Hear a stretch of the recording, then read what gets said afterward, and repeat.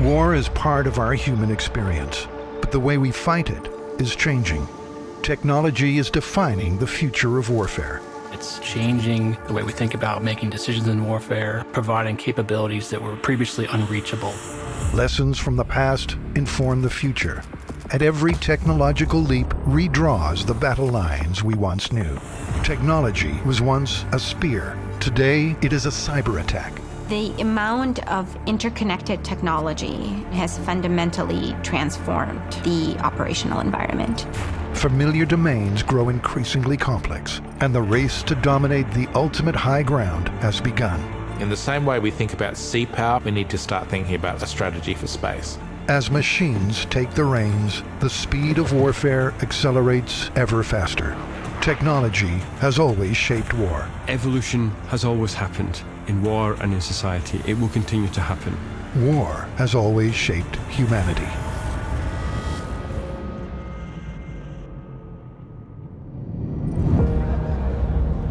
In this age of hyperconnectivity, our lives rely on technological systems like never before. We are entangled in the tentacles of the internet, and our data is prone to invasion. Conflict now happens in the virtual domain, where the push of a button beats the squeeze of a trigger, bringing disorder without a single soldier setting foot on the ground. The future of warfare is cyber.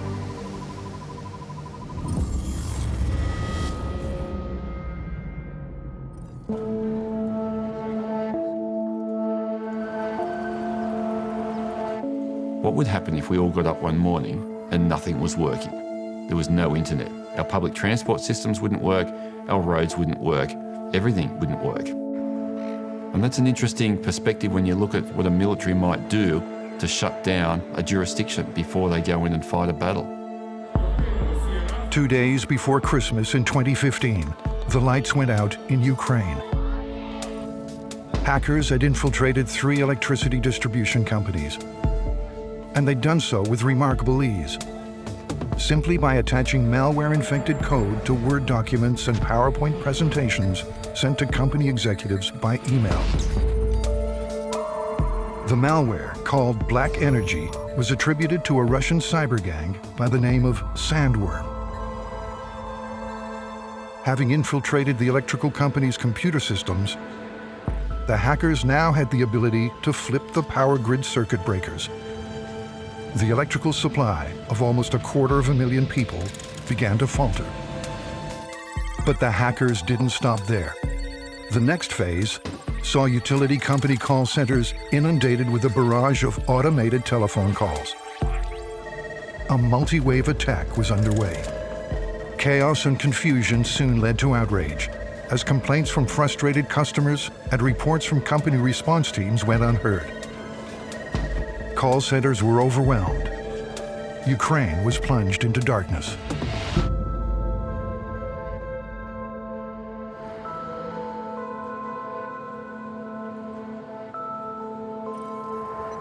When light shone again in Ukraine, a new realization dawned. It was the first documented time a cyber attack had directly targeted and taken down a nation's power grid. The border between the physical and the digital had been broken down. In 1969, the first message was sent across ARPANET, the Advanced Research Projects Agency network. And it was from this first step that the internet as we know it today was born. Now, billions of people use the internet each and every day. It is interwoven into the very fabric of our society. The internet has created tremendous access to information and technology for basically vast number of populations across the globe. So as long as there is internet connectivity, you can access everything that exists on the internet. And as a result, there's a tremendous amount of positive things that come out of it. People can stay in touch, people can have access to educational materials, people can do business remotely and build collaborations. But at the same time, it creates a vulnerability surface. We used to go to the internet when we think back to the mid-1990s. Now we live in the internet, particularly via mobile smart devices. And invariably, The first thing we do in the morning is check our device. The last thing we do at night is check our device, and we're on it all day. So it gives a range of options to a military to weaponise that aspect of it because it's so integrated in our day-to-day lives. Critical infrastructure supports our connected lives. The water we drink, the food we eat, our banking systems, GPS-reliant transportation and transportation hubs, government services, communication networks, our smart vehicles, smart homes, smart offices and factories, our smart cities. All are cyber-reliant, and being so, all are prone to cyber attack.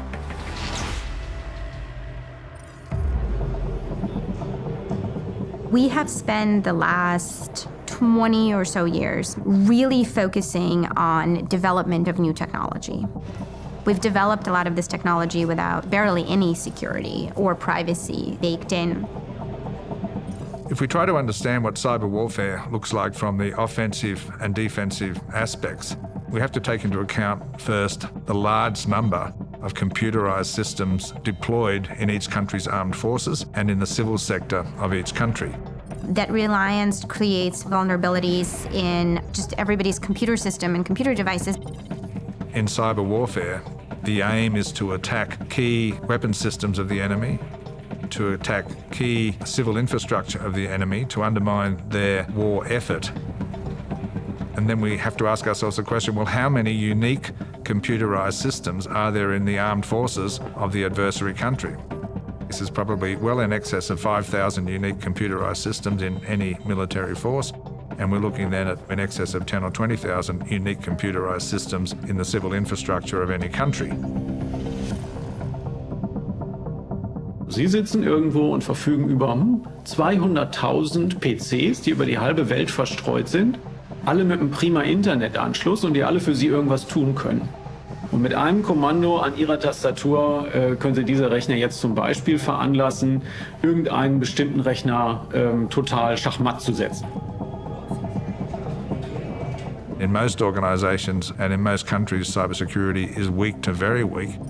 And this gives huge potential for an attacker in cyber warfare and imposes huge burdens on the defender.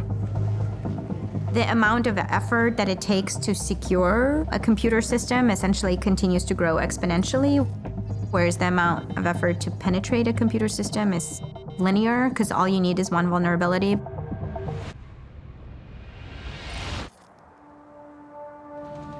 Cyber warfare is disruptive warfare, and it heralds a new era of military operations, reshaping the combat zone into a multi-platform digital battle space, where data is the loaded gun. It can enable whichever side you're on. It can also disable whichever side you're on. So it really is the length and breadth of every aspect. It allows you to manifest organisations that may not have existed before because the connectivity between the air, sea and land forces is potentially very, very tight, and you're able to command operations and make changes in much more quicker timeline than has been possible in the past.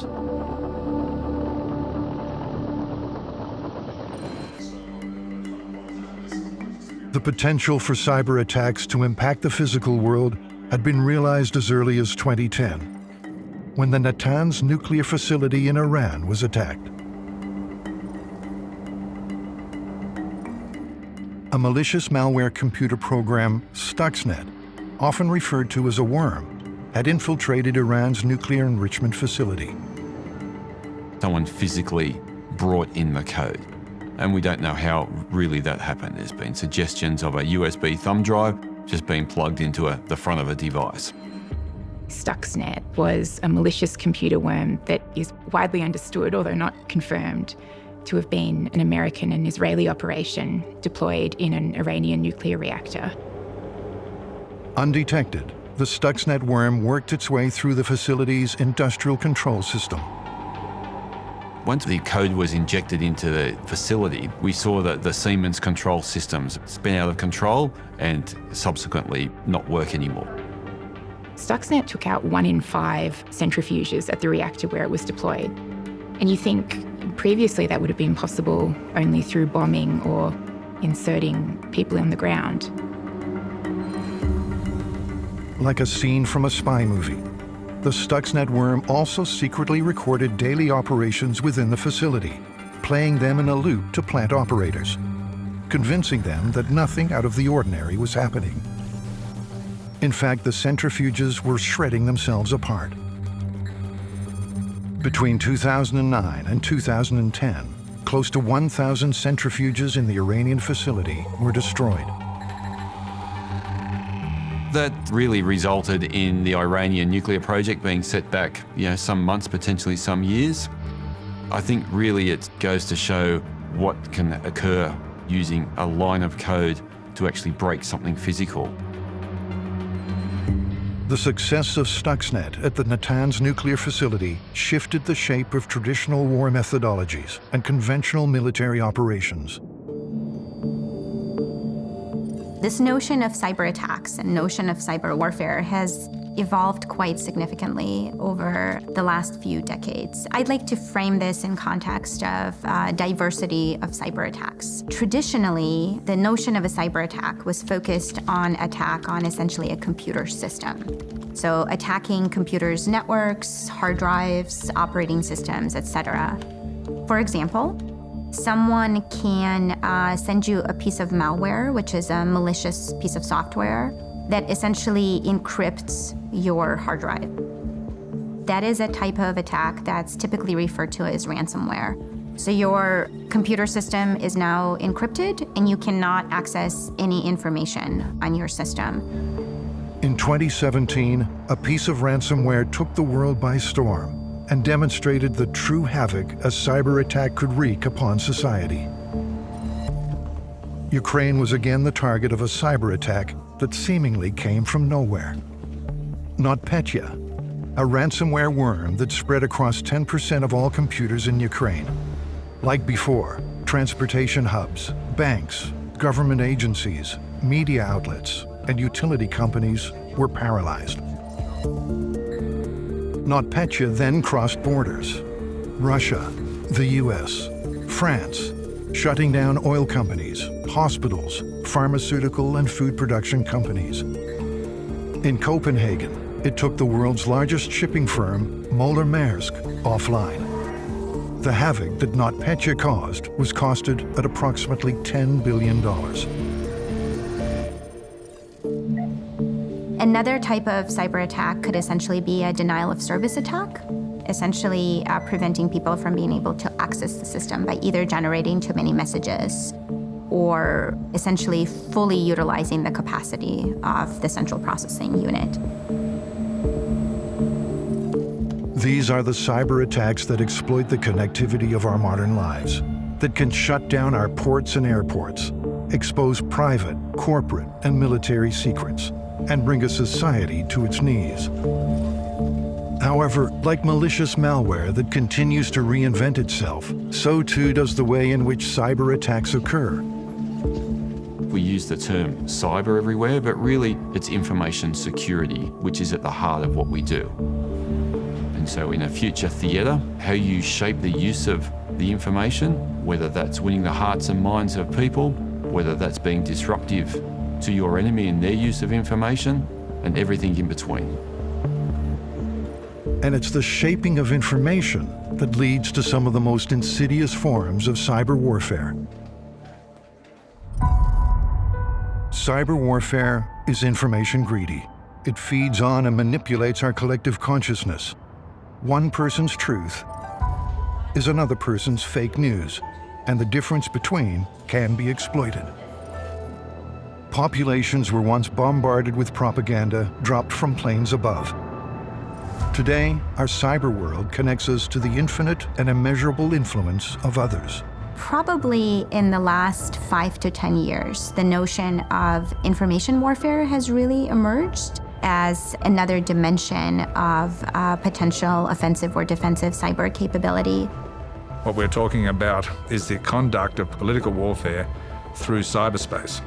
It's really the activity of one set of political leaders trying to do something quite nasty and quite serious to another country or another set of political leaders. Information is a valuable commodity in the cyber world. Exploited, it can be used to blackmail leaders, cajole voters, fan the flames of discontent, disseminate propaganda, and create mythology. Today's society is so dependent on data that data makes it possible for us to organize our societies, our political systems, and even our private lives. In the lead up to the 2016 US presidential elections, the British firm Cambridge Analytica unlawfully mined data from 87 million Facebook users. With this data, Republican presidential candidate Donald Trump's campaign team used psychographics to map voter personalities based on opinions, values, interests, and more, which then allowed them to surgically target Facebook users with carefully sculpted advertisements for political gain. Do you think that you have an ethical obligation to notify 87 million Facebook users? Senator, when we heard back from Cambridge Analytica that they had told us that they weren't using the data and had deleted it, we considered it a closed case. In retrospect, that was clearly a mistake. The Cambridge Analytica scandal, where essentially a lot of the private data was used to target election resources to private citizens. And it wasn't obvious to the citizens as to what was happening. Social media has become an integral part of our lives. It connects us, entertains us, and it also informs us. The Cambridge Analytica scandal highlighted just how important our personal data really is, and just how much of it was being passed around behind the scenes. But when it comes to social media, it's not just our own information that matters. The information passed down to us is just as important too. If you can master Facebook, Instagram, and Twitter, then you've got 90% of the market covered. We look at the various ways that cyber has shaped our environment, and that's particularly where we get our news sources from now. So because we have a couple of dominant sources, if you want to radicalise people, and it's been proven in the past, you start winning those hearts and minds via that way, and you start getting your messaging out there. And when people just go to that one place for news, they're going to start believing that to be the case. We've created this environment where things like misinformation, disinformation, and propaganda can be amplified through the scale of the communication technology. We essentially are at a point where there's a potential to compromise freedom of thought. If someone's very much interested in manipulating how you think, they have access to a broad amount of information around you. It has just existed out there. Privacy is just recently now becoming a concern, and neither regulations nor technologies are keeping up with the potential space of vulnerabilities. Information warfare can be understood as either that narrow cyber domain or what's emerged more recently around the political warfare that countries like China, Russia, and the United States are actively engaged in. Something that intentionally creates misinformation, so false information. Things that are more formally malicious, where there's a malicious intent, where there's a desire to change people's minds or create confusion, can be another type of an attack. Leveraging interconnectedness of infrastructure to manipulate populations into thinking or acting a certain way. States or non-state actors that want to use information warfare capitalize on the idea that if you can disrupt a society from within by creating more factions, by creating more conflict between parties, you'll be able to prevent that other society from responding effectively to you, either to your political threats or to your military threats. So they're relying on the assumption that a breakdown in social trust is beneficial to them.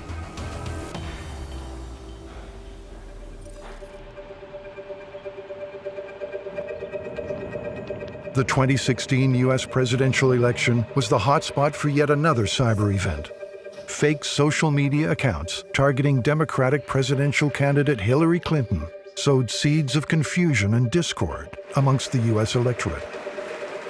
There was a lot of accounts on social media that were purposefully generating falsified information to often just create confusion in the population, leading to impact on U.S. elections. The U.S. intelligence agencies concluded that there was Russian interference. Some of it could be traced to the Internet Research Agency, which is a Russian organization, which was essentially focused on infiltrating the trust of American public. Ну, это был вот отдел Фейсбука, так называемый, да. А вот там как раз работали все переводчики и те, кто владели иностранным языком. Ну вот, естественно, они и занимались Фейсбуком капитально. Вот сейчас мы читаем как. I sort of see that the moment that we're living in right now is essentially a new Sputnik moment. That was the first space satellite. And the United States was very much surprised by this event.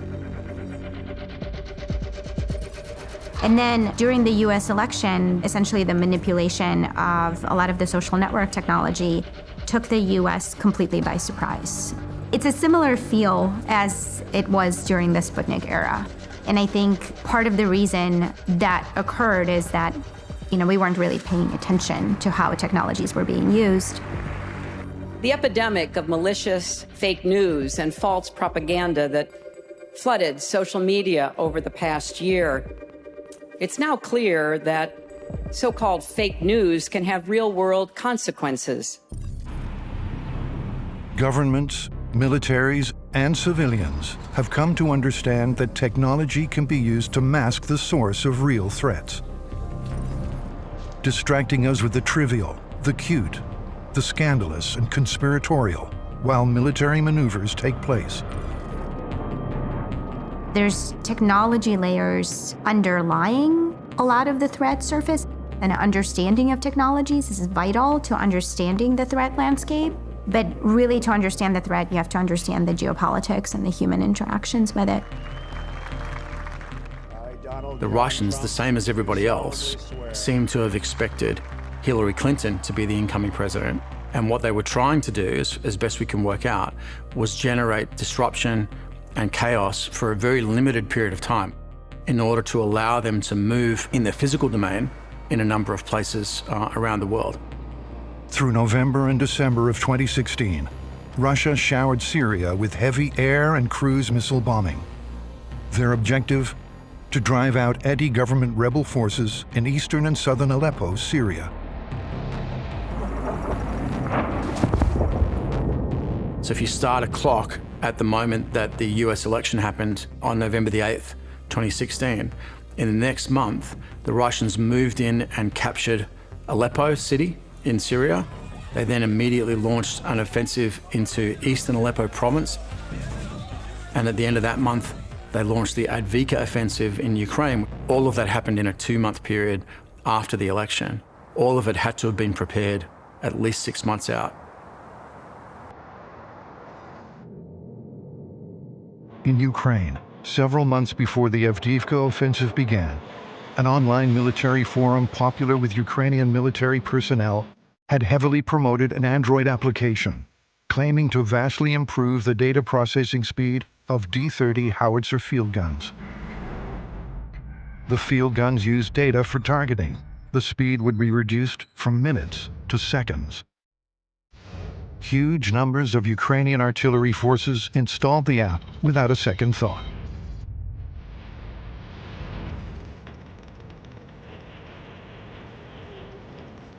The Ukrainian military were using a very old Soviet-era artillery piece. In order to make that more accurate, they used Android cell phones to generate an app that would give you a precise firing solution for an individual gun. And that allowed them to disperse and hide the weapons, coordinate the firing remotely, link into GPS devices. Gave them a dramatically higher level of precision.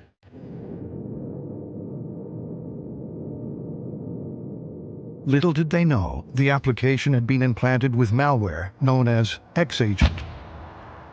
Russian cyber militia, by the name of APT-28, otherwise known as Fancy Bear, working for Russian intelligence, hacked the app, created a backdoor that allowed them to figure out exactly where every Ukrainian gun was that was using this device.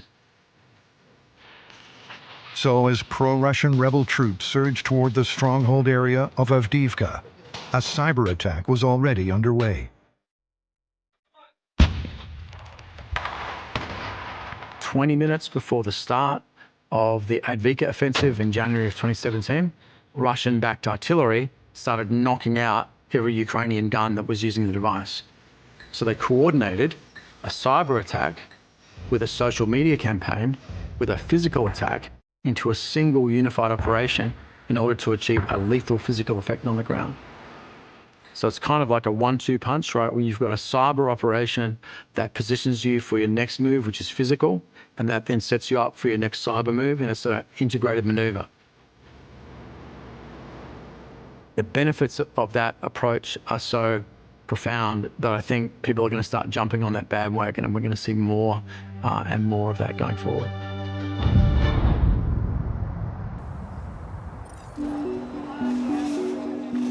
Cyber technology is advancing at an exponential rate. As cyber warfare capabilities are realized by more and more adversaries, the cybersecurity apparatus must develop simultaneously. In 2020, the U.S. Department of Defense requested just under $10 billion to continue to improve their cyber capability and lethality, and to evolve cyber safeguards at the same pace at which cyber technology develops.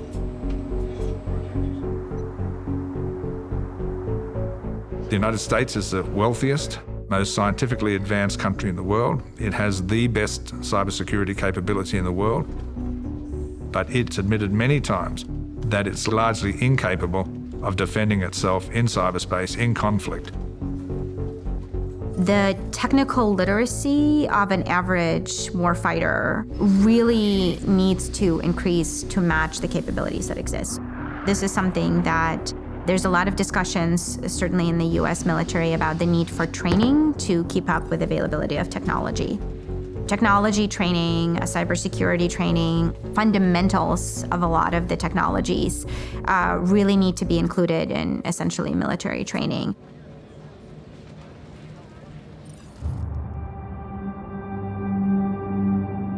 Cyber warfare changes the rules of engagement, exists in a new warfare space, a borderless environment, making it difficult for friends or foes to determine both how to engage in or respond to a cyber attack. If we think about the more traditional warfare, sort of the kinetic engagement and things like nuclear positioning, space positioning, etc., there are significantly more geographic boundaries. The key thing about interconnectivity of today's world, and essentially reliance on interconnected systems that reside in the virtual space, these are essentially borderless environments. It's almost impossible to imagine two states going to war and fighting the war exclusively in cyberspace. It won't be limited exclusively to cyberspace. There'll be a whole range of kinetic activities going on. There'll be economic warfare, there'll be cyber warfare, there'll be information warfare, there'll be traditional kinetic operations as well. It's going to have to change the organisations that we currently have across defence entities. We are still very heavily armies, navies and air forces. But in the future, as we go down this path where we need to undertake more influence operations and operations in the non-physical space, we need to rebalance our organisations.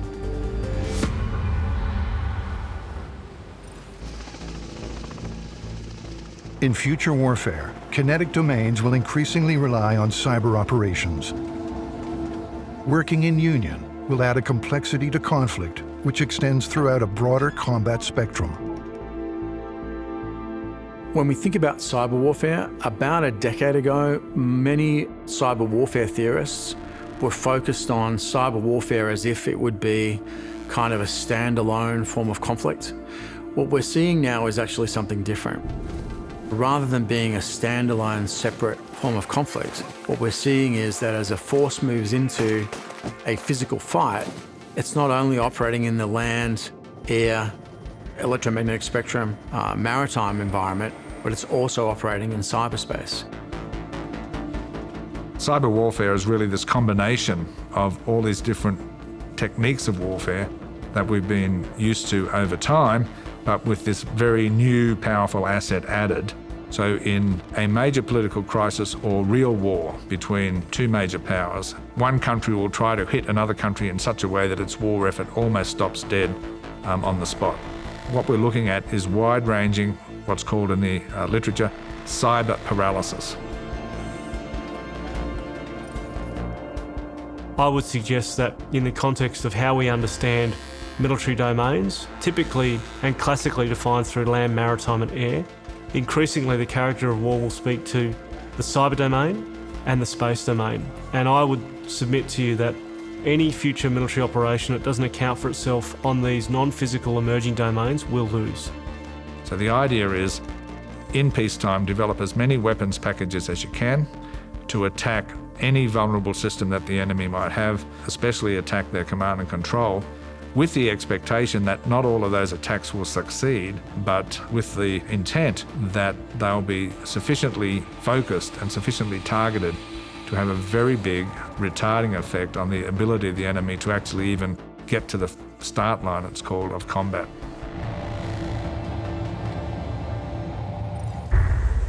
The potential of cyber warfare is devastating, but with such a wide spectrum of possible effects, ranging from espionage to citywide shutdown, gauging the correct level of proportional response can be difficult, and determining whether something is an act of war or not is an important distinction to make. There's actually a significant body of work that's gone into deciding at what level does a cyber attack rise to the point at which you can consider it to be an act of war versus just an act of espionage. When we look at warfare, we've had the Tallin manual, which gives us the rules of the road for how nation states should operate when it comes to cyber warfare operations. In 2007, the Estonian city of Tallin became an unlikely cyber warfare hotspot. Tallin is the capital of Estonia, which is one of the first environments where we saw a very significant Russian cyber warfare attack. Estonian authorities had relocated a bronze statue of a World War II Russian soldier, as well as remains from several Soviet war graves from central Tallinn to the outskirts of the city. For the Estonian people, the war memorial represented Russian occupation. For Estonians of Russian descent, it represented liberation from Nazi forces. Прах погибших воинов тревожить нельзя. И вот то, что они сделали, это, кощунство. Это беспредел. Всем не нравится, абсолютно всем русским не нравится. Moving the statue to a lesser pedestrianized location was symbolic to both groups. Its relocation fanned polyethnic outrage. Fueled by Russian media, it triggered protests and riots between Estonian and Russian descent Estonian populations, which then culminated in a cyber attack said to emanate from an enemy state.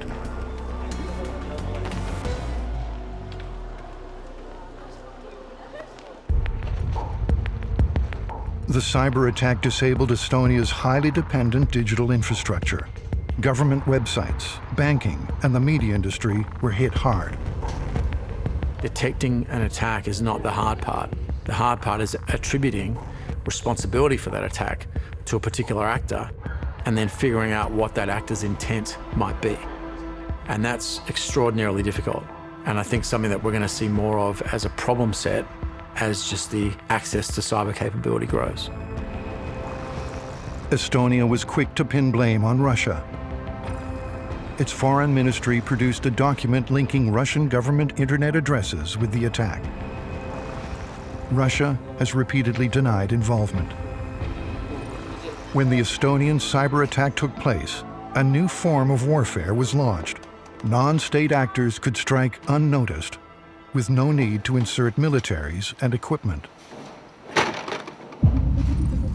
As the burgeoning threat of cyber warfare grew, NATO quickly stepped in to independently assess and report on the Estonian cyber attack.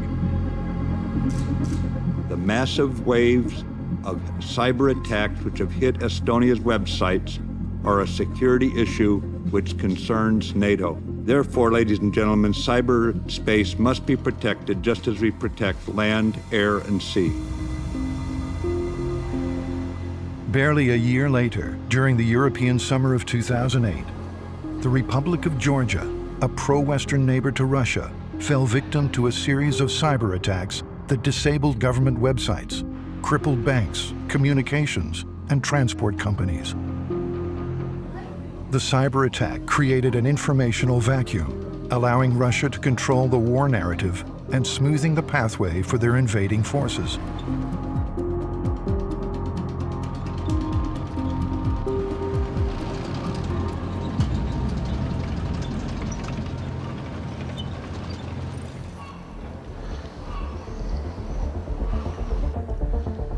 By 2009, NATO, along with academics and international lawyers, had composed the Tallin Manual, an academic study on how international law applies to cyber conflicts and cyber warfare.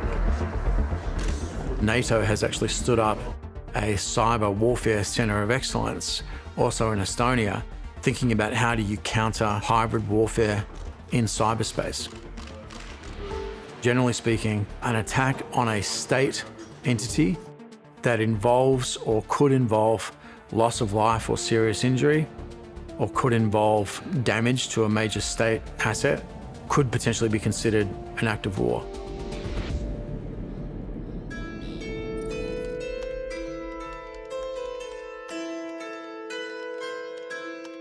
As though from out of the ether, cyber warfare can come from an enemy state or a lone rogue actor. Evaluating the impact of an attack is one thing, but determining who is behind the attack and why they attacked then informs an appropriate level of proportional response. One of the biggest conundrums of cyber warfare response is attribution. Determining who is responsible and where a cyber attack came from can be like trying to retrieve a needle in space. And a retaliation on the wrong target could be calamitous. It's an incredibly difficult technical problem because it is difficult to disambiguate what is the actual origin of a particular attack. What we don't know in all of this is those cyber hubs and where they're based. Some are based in the known jurisdictions like Southeast Asia or Eastern Europe. We don't know the proxies behind those people. Yes, there can be that person in the basement that's just having a go and having a crack. But we don't know whether they've been enabled by a state or they just learnt themselves, or there is a proxy in the middle there for someone else in a hands-off environment. It's also a very difficult geopolitical problem because even in well-defined and well-studied attacks, often attribution is not even stated explicitly. Cyber attacks leave no spent munitions, no military equipment, no dog tags to identify dead soldiers. We are now in a period where non-state actors can deliver devastating blows to the economy of the most powerful countries in the world. Self-recruited ad hoc networks that aren't beholden to any state, that are sort of free-floating and willing to do their own thing in the service of a particular ideology. We don't really necessarily have something that's equivalent to like a cyber DNA, where you can identify a piece of information that's going to directly link to a particular state or a particular individual. The attribution dilemma complicates the cyber warfare landscape and nullifies traditional ideas of deterrence strategies. But states will still look to navigate the digital minefield of cyberspace and enact their strategies to overcome any opposition.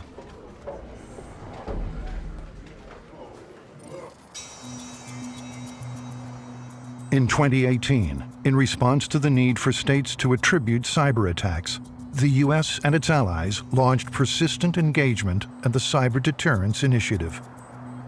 And under both those policies, the United States and its allies have agreed to first attribute attacks to the countries undertaking them and warn them at the same time that if those attacks continue, there will be retaliation, either in cyberspace or outside cyberspace. The United States, in its 2015 Law of War manual, has said that it's okay to respond to a cyber attack with a kinetic response. As long as the kinetic response is proportional and necessary, that's okay. There's a recent example that suggests they believe the opposite is true as well. So you could respond to a kinetic hard power attack with a cyber attack.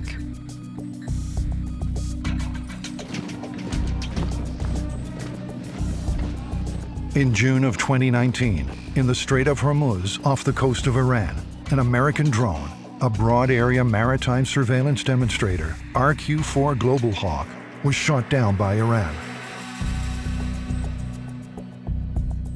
It was probably intentional, as I said, but regardless, they targeted something without a person in it, so we want to be proportionate. The U.S. responded to this kinetic attack by launching a cyber attack. We've since learned through media reporting and some government leaks that the United States responded to the drone being shot down with cyber attacks against Iran. And they seem to have taken out missile launches and also to have targeted the databases of some Iranian government agencies. Iran claimed the drone violated their airspace. The Americans argued the drone was in international airspace. Assuming that the drone was in international airspace, that would probably give the United States the right to respond. And if that's the case, this is probably an example of what proportionality looks like when it comes to cyber attacks, I think, because the United States seems to have been taking out the capabilities Iran had used to conduct the original attack.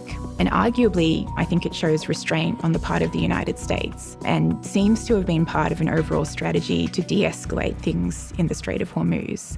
So to use operations that fall short of conventional definitions of armed force.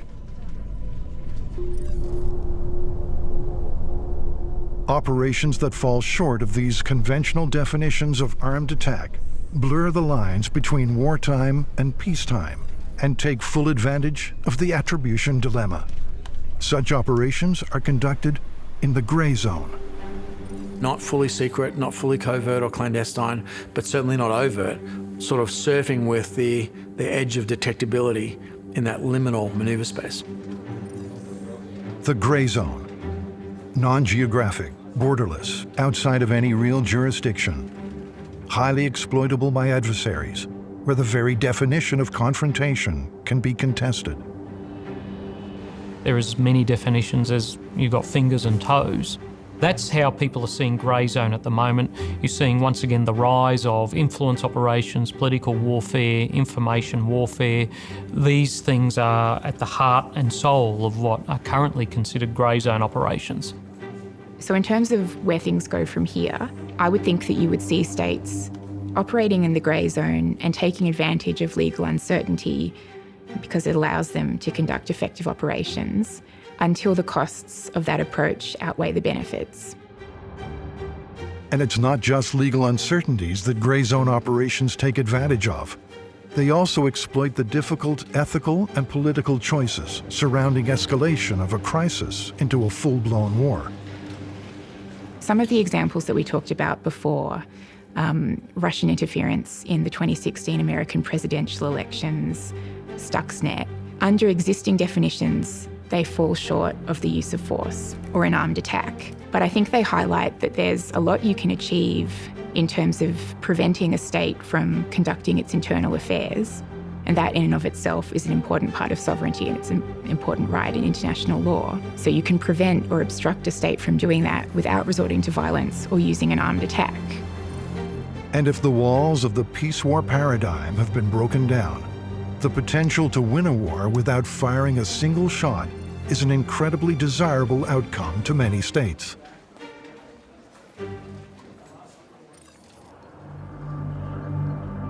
Cyber warfare can balance the scales of traditional military power, placing power back into the hands of the underdog. It has incentivized countries that were once considered not particularly cyber literate to rush toward enhancing their own cyber capability.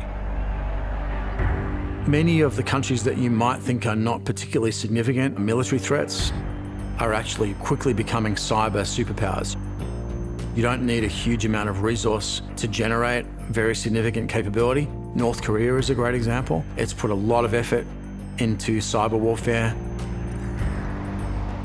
The Chinese have very capable cyber troops that were stood up in the early 21st century in response to their lessons learned from watching us in the period since the Cold War. What we're seeing is that boundary between peacetime and wartime is evaporating. We've seen the fact that new cyber military capabilities and information warfare capabilities have opened up a new space of political conflict between countries like China and the United States, between Russia and the United States. Cyber capabilities have opened up a new arena of conflict below the level of armed conflict. Revelations that have come out in September 2019 about a cyber attack on Australia by China, Russian interference in the United States presidential elections in 2016. There's some kind of contestation going on there. If the idea of international law is that relations between states will be stable and predictable and peaceful, there's probably something about those attacks that we would want to prevent or govern or mitigate in some way. If I were to make one prediction about how cyber will impact the future of warfare when it comes to international law, I'd say that certain states are going to reach a threshold where operating in the grey zone becomes really uncomfortable. And there's a collective recognition that operations that technically fall short of use of force or armed attack still have tremendous disruptive potential and probably need to be regulated as some kind of breach of sovereignty or interference in the state's affairs.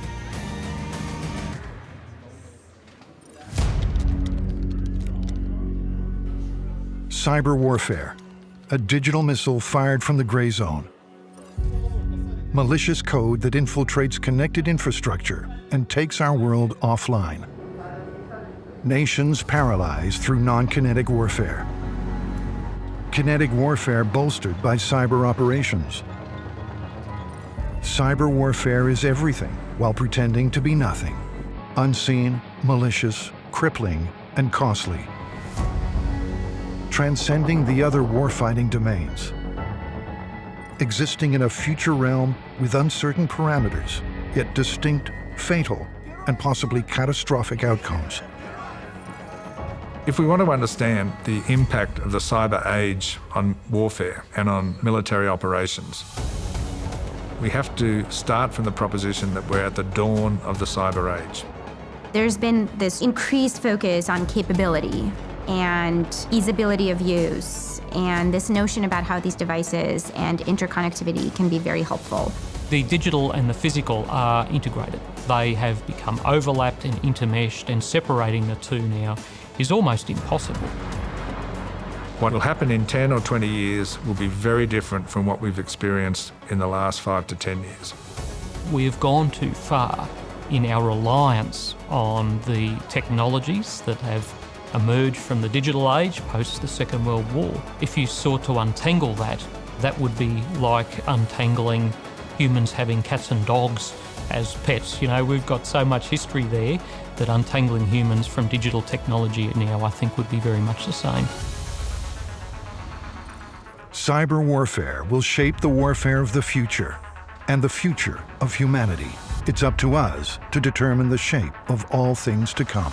We can't judge the future of warfare against what we've read in newspapers or what we've seen on TV channels about this or that single cyber attack. The future of warfare is for multi-wave, multi-vector attacks against civil, military and community targets on a scale not imagined ever before. It's never been written about in books. There is no book. So look to the future. Don't judge the future by the past.